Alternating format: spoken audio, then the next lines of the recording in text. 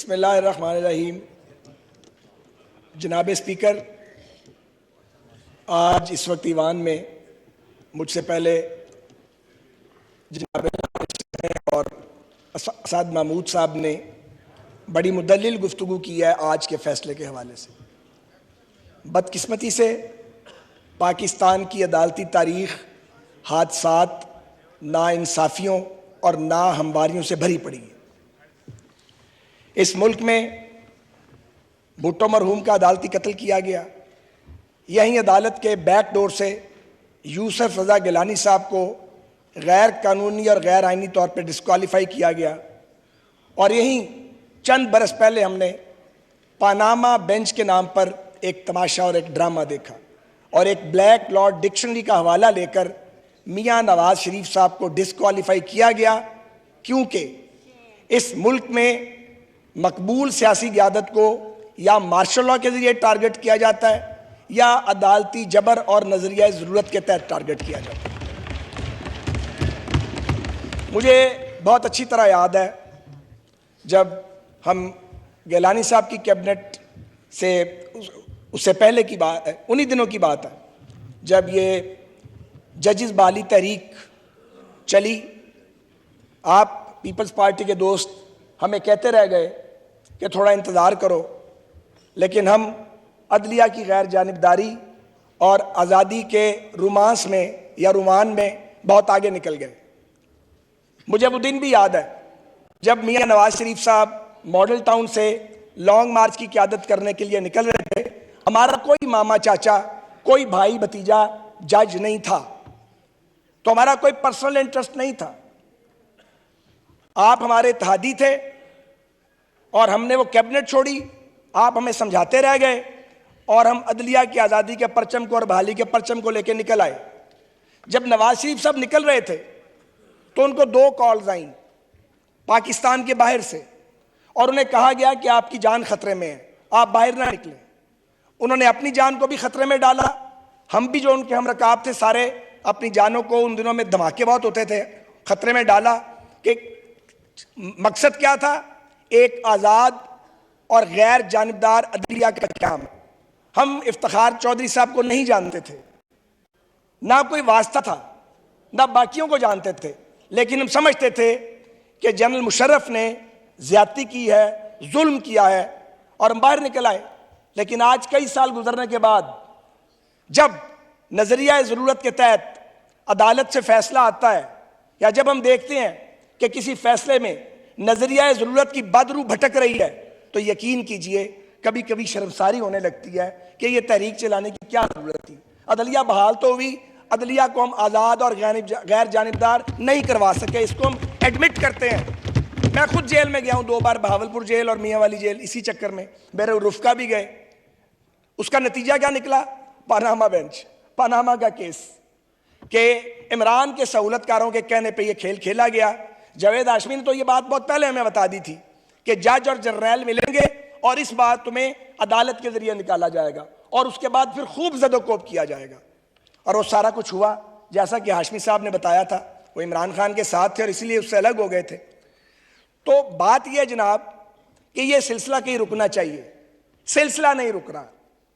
मैं ये सवाल पूछना चाहता हूं और पूरी कौम सुन रही है इस बात को, मुअज़्ज़िज़ जज साहिबान भी सुन रहे हैं कि अगर इमरान खान के ऊपर नो कॉन्फिडेंस हुआ है तो ये कौन सा गैर कानूनी या गैर आईनी रास्ता इख्तियार किया गया?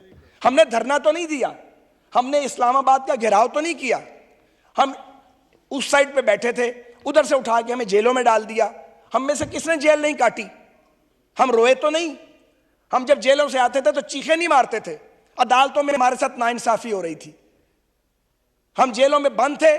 चीफ जस्टिस साहिबान जो थे उस दौर के, उन्हें हमारी शक्लें पसंद नहीं थी, उस दौर की एजेंसियों को हम ठीक नहीं लगते थे, उस वक्त की एस्टेब्लिशमेंट ने हमें जेल में डाला हुआ था और ये एक शैतानी इताअत था। इससे कम मैं इसे कुछ नहीं कह सकता। एक शैतानी इताअत था, एक मुसल्लस कायम थी, हमने उसको भुगता। और जब हमें मौका मिला तो जो पाकिस्तान के आईन में लिखा हुआ है उसके मुताबिक हमने नो कॉन्फिडेंस मोशन डाली और वो कोई जुर्म नहीं किया। और जब यहाँ इस्लामाबाद में इमरान खान आ रहा था तो याद कीजिए वो दिन जब ऑनरेबल सुप्रीम कोर्ट से ये फैसला दिया गया कि इसको आने दो और सारी इस्लामाबाद पुलिस को एक तरफ कर दिया गया, सिक्योरिटी सारी लेयर्स तोड़ दी गई, खत्म कर दी गई। फिर क्या हुआ, उन्होंने यहां आग लगाई, हंगामा किया, यहां पे इमलाक को नुकसान पहुंचाया। इमरान खान को तो किसी ने नहीं बुलाया, उस बेंच ने इमरान खान को क्यों नहीं बुलाकर पूछा कि तुमने ये क्या किया, तुमने यहां पे ये खिलवाड़ कैपिटल के साथ क्यों किया, एक न्यूक्लियर स्टेट का कैपिटल है, तुमने इसे तमाशा क्यों बनाया? कोई एक वाकया जनाब। और आज जो फैसला आया है, इस खराबी की बुनियाद मैं बिला खौफे तरदीद ये कहना चाहता हूं, इसकी बुनियाद वो गैर मुनसिफाना, गैर कानूनी और गैर आईनी फैसला है जो पंजाब असेंबली के 25 अरकान को डिस्क्वालीफाई किया गया। वो इस खराबी की बुनियाद है कि तुम्हारे वोट भी नहीं गिने जाएंगे और तुम्हें डिस्क्वालीफाई भी किया जाएगा। गोया जुर्म नहीं किया मगर तुम्हें डिस्क्वालीफाई कर दिया गया। हम चल पड़े पाकिस्तान को डिफॉल्ट से बचाने के लिए, हमने इमरान खान के गुनाहों का छाबा अपने सर पे उठा लिया। हम IMF के उस नामुकम्मल प्रोग्राम को ठीक करने के लिए चल पड़े, ऑब्वियसली कीमत बढ़नी थी और हमें धकेल दिया गया कि जाओ जाके अब महंगाई से इलेक्शन लड़ो। तो नतीजा आपके सामने है। और जब रिव्यू डाला गया, सवाल यह है कि उस रिव्यू को सुना क्यों नहीं गया? आपने रिव्यू को बैक बर्नर में क्यों डाला? यह किस तरह का इंसाफ है? यह आपकी मर्जी का इंसाफ है भाई। जब दिल करे इंसाफ दे देंगे, जब दिल करे तो इंसाफ नहीं देंगे। पाकिस्तान 22 करोड़ गूंगों, बहरों और अंधों का मुल्क तो नहीं है ना जी। और यहां जो लोग बैठे हुए हैं वो तो सारे 13-14 बार जेल काट आए हैं। डिस्क्वालिफिकेशन का भी कोई खौफ नहीं है किसी को। तो क्या इस मुल्क को इस तरह लेके चलना है? लोग भूख से मर रहे हैं, यहां नए नए खेल खेले जा रहे हैं। यहां एक आदमी को फिर वापस लाने के लिए फैसिलिटेशन की जा रही है। पहले लैब के जरिए पॉलिटिकल इंजीनियरिंग की गई, अदालतों के जरिए की गई, एजेंसियों के जरिए की गई। अब भी वो रास्ता नहीं रुक रहा, वो सिलसिला बंद नहीं हो रहा। तो ये सिलसिला हमें कबूल नहीं है और हम इसमें खामोश नहीं रहेंगे। मैं बड़े एहतराम से कहना चाहता हूं कि यह गलतफहमी दूर कर दी जाए कि कोई सियासी कारकुन, कोई सियासी जमात इस नाइंसाफी पर चुप रहेगी। हम चुप नहीं रहेंगे, हम बात करेंगे, हम सवाल पूछेंगे।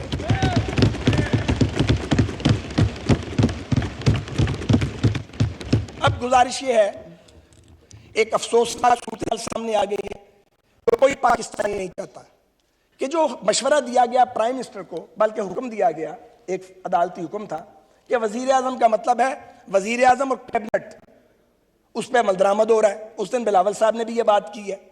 तो क्या सुप्रीम कोर्ट का मतलब चीफ जस्टिस साहब और सुप्रीम कोर्ट के सारे मुअज़्ज़िज़ जज नहीं है?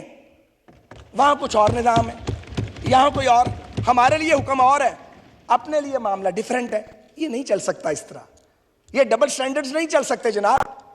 एक ही मायार कायम किया जाएगा। और हम देख रहे हैं कि हमारे मुकदमात में सर्टन कुछ मखसूस लोग हैं, उनको बेंच में बिठा दिया जाता है और बाकियों को नहीं बैठने दिया जाता। मकबूल बाकिर साहब मुझे नहीं जानते, मैं उन्हें नहीं जानता। उनके पास मेरा मुकदमा लग गया, मैं जेल में था, मेरी खुशकिस्मती लग गया, जमानत हो गई 1.5 साल बाद। उसके बाद पाबंदी लगा दी गई, कोई नैब का केस मकबूल बाकिर साहब के पास और मियां खेल साहब के पास नहीं जाएगा क्योंकि वो आजाद जज थे। ये हम सब के साथ ये कुछ किया, किसी को शर्म आई है कि कोई कभी एम्बैरस हुआ है? अब जब आप प्राइवेट मजलिसों में मिलते हैं तो आप कहते हैं मैं माफी चाहते हैं, गलती हो गई थी। तो मैंने उनको कहा, साहब को मैंने कहा ये प्राइवेट माफी वाली बात नहीं है, आपने मुल्क के साथ खिलवाड़ किया है। तो ये काम हम क्यों करते हैं कि जब हम फारिग हो जाएं तो उसके बाद माफिया मांगनी पड़े या हम माशरे में जाने के काबिल ना रहें? ये बड़ी ज्यादती है। अब आप ये देखिए कि गवर्नमेंट क्या करे। 4-3 का फैसला, जो 4 जजेस कह रहे हैं कि ये दुरुस्त नहीं है, 3 साहिबान कह रहे हैं कि दुरुस्त है, तो 4-3 के फैसले को माने या 3 के फैसले को माने? हमें आपने किस दोराहे पे लाके खड़ा कर दिया जनाब? आपको चाहिए था कि आप अपने हाउस को इन ऑर्डर करते। आपका हाउस इन ऑर्डर करना आपका काम है, हमारा काम नहीं है। अब ये कहा जा रहा है कि जी आप पंजाब में इलेक्शन कराएं। मैं इसके सियासी पहलू पे बात करना चाहता हूं। मिस्टर स्पीकर, मुझे पता है रोजे का भी है, अभी 40 मिनट बाकी है, मैं 10-15 मिनट में खत्म करता हूं। क्या पाकिस्तान 4 वफाकी इकाइयों पर मुश्तमिल मुल्क नहीं है? क्या पाकिस्तान का आइन 4 फेडरेटिंग यूनिट्स को इकट्ठे करके एक रियासत नहीं तश्कील देता? वो ये नहीं पता आपको? और अगर आप पंजाब में इलेक्शन करवाएं, उजलत बड़ी है पंजाब में इलेक्शन की, बड़ी जल्दी है।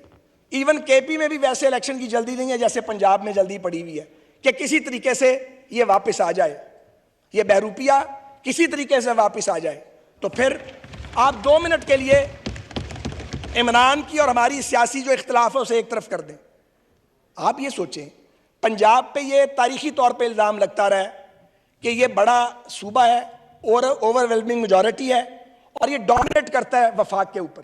तो आप पंजाब में इलेक्शन करवा दें, आप केपी में इलेक्शन करवा दें, 4 महीने के बाद आप कौमी असम्बली का सिंध और बलूचिस्तान का इलेक्शन कराएं, तो ये कैसे मुमकिन है कि पंजाब और केपी के हुक्मरान इलेक्शन को बिलखसूस इन्फ्लुएंस नहीं करेंगे? और जब वो इन्फ्लुएंस करेंगे तो आइन सिर्फ ये नहीं कहता कि 90 दिन में इलेक्शन कराओ।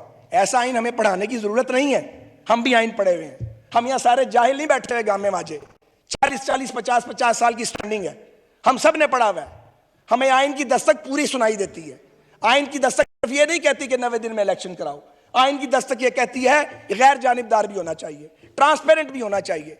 तो जो पंजाब का हुक्मरान होगा और जो केपी का हुक्मरान होगा, कौमी असेंबली के और बाकी सूबों के इलेक्शन को कैसे इन्फ्लुएंस नहीं करेगा, तो फिर ट्रांसपेरेंसी किधर जाएगी, फिर गैर जानिबदारी किधर जाएगी? इससे भी ज्यादा इंपॉर्टेंट बात है, फिर किसका बन जाएगा ये इलेक्शन? ठीक कहा गया। तो मैं ये सवाल पूछता हूं कि मर्दमशुमारी बीच में है, बल्कि कंक्लूड होने के करीब है, लाखों नए वोटर जो हैं वो मौजूद हैं। आप पुरानी मर्दमशुमारी पे और पुरानी डिलिमिटेशन पे बजीदा के इलेक्शन करवाओ, तो वो जो लाखों वोटर जो पैदा हो चुके हैं और जो मौजूद हैं, उनको जब हक के राय दही नहीं मिलेगा, तो वो इस जुडिशियल ऑर्डर की वजह से, जिसे जुडिशियल ऑर्डर कहा जा रहा है, उसकी वजह से नहीं मिलेगा। तो उनको आप कैसे किसी वोटर के हक को डिनाई कर सकते हैं कि तुम वोट ना डालो? तो सवाल ये है, वसाइल की तकसीम का मामला, डिलिमिटेशन का मामला, इलेक्शन को इन्फ्लुएंस करने का मामला, और जनाब स्पीकर टॉप ऑफ इट, क्या गारंटी है कि अगर ये इलेक्शन हो जाए तो इसके नताइज को सब मानेंगे? हमने 71 के सानहे से सबक क्यों नहीं सीखा? हम सबक क्यों नहीं सीखते? हम जाती ख्वाहिशात को हम क्यों गालिब आने देते हैं कौमी मुफादात के ऊपर? और उस दिन मरियम नवाज साहबा ने जो बात की थी, उसका एक गवाह मैं भी हूं। हमें कहा गया था, हमें इन्फ्लुएंस किया जा रहा था कि आप जो सुप्रीम कोर्ट के जज साहिबान हैं, उनकी रिटायरमेंट की उम्र जो है वो अब 68 पे लेके जाएं। मुझे भी राब्ता किया गया था। तो मरियम नवाज साहबा ठीक कह रही थी। मैं इससे आगे नहीं जाऊंगा बात, लेकिन ना सहूलतकारी खत्म होने में आ रही है, ना ख्वाहिशात खत्म होने में आ रही हैं। तो ये जो एक्सटेंशन का अजाब है, ये लगता है कि अब कहीं और भी जा रहा है। ये नहीं जाना चाहिए। हम अब भी ना फसाद चाहते हैं, ना खुल्फशार चाहते हैं, ना इंतशार चाहते हैं। लेकिन हमारी डिमांड क्या है? और बड़ी जायज़ डिमांड है। हम किसी एक की बात नहीं करते। हम कहते हैं आप फुल कोर्ट को बिठाइए, उन 2 मुअज़्ज़िज़ जज साहिबान को जिन्होंने रिक्यूज किया खुद, उनके अलावा, और ये सारी चीज़ें उनके आगे रख दें। बशुमाल 25 अराकीन सूबाई असेंबली की डिस्क्वालिफिकेशन का फैसला, गिनती वहां से शुरू होनी चाहिए जहां बिगाड़ पैदा किया गया है। ये आप बीच में से नहीं उठा सकते इसको। और एक और बात है कि किनको पॉलिटिकली फारिग करने की कोशिश की जा रही है, या कोई ऐसी पार्टी है जो फारिग होगी इस तरीके से? ये कई बार गिरे हैं, कई बार कपड़े झाड़ के उठ जाते हैं, जख्मी होते हैं, फिर खड़े हो जाते हैं। ये ना करें। तो मैंने बहुत टाइम लिया है। मैं सिर्फ ये कहना चाहूंगा जनाब स्पीकर कि अदालत उज़्मा का वक़ार हर कीमत पे और उसकी अथॉरिटी वो बरकरार और बहाल रहनी चाहिए। हम सब ये चाहते हैं कि अदालतों का एहतराम बरकरार रहे, बहाल रहे, मगर हम ये भी चाहते हैं कि बड़ी अदालत छोटी अदालत के जो डोमेन है उसमें मदाखलत ना करे। जो फैसला सेशन कोर्ट या हाई कोर्ट ने करना है वो डायरेक्ट सुप्रीम कोर्ट में नहीं जाना चाहिए, ताकि आदमी के पास अपील का हक ही ना हो। हमारे साथ तो यही हुआ है और ये बार बार हो रहा है हमारे साथ। जब सीनियर तरीन जज के डोमेन हाई कोर्ट तो ये होना चाहिए था। तो स्पीकर, आज इस मुंतखब ईवान के प्लेटफॉर्म से मैं अपनी जमात की नुमाइंदगी करते हुए ये कहना चाह रहा हूँ, और पीडीएम की नुमाइंदगी करते हुए और अपने इत्तेहादियों की, कि जनाब अब भी वक्त है इस मामले को बचाया जाए। और हम बच सकते हैं इंतशार से, खुलफशार से, तसादुम से। हम में से कोई तसादुम नहीं चाहता, हम आगे बढ़ना चाहते हैं, हम इंतखाबात चाहते हैं, लेकिन आज़ादाना, गैर जानिबदाराना। 18 वाला इलेक्शन का रिप्ले नहीं चाहते। हम नहीं चाहते कि हुकूमत अगर हम ये नहीं चाहते कि अगर हम वफाकी हुकूमत में मौजूद हैं तो हम इलेक्शन को इन्फ्लुएंस करें। जब इलेक्शन इन्फ्लुएंस किए जाते हैं, जब इलेक्शन रिग किए जाते हैं, तो फिर रियासतों के अंदर जो है वो टूट फूट का अमल शुरू हो जाता है। पाकिस्तान में टूट फूट का अमल बहुत हो चुका है। हमने अपने मुल्क को एक रखना है, मजबूत रखना है। हम नफरतों को ख़त्म करना चाहते हैं।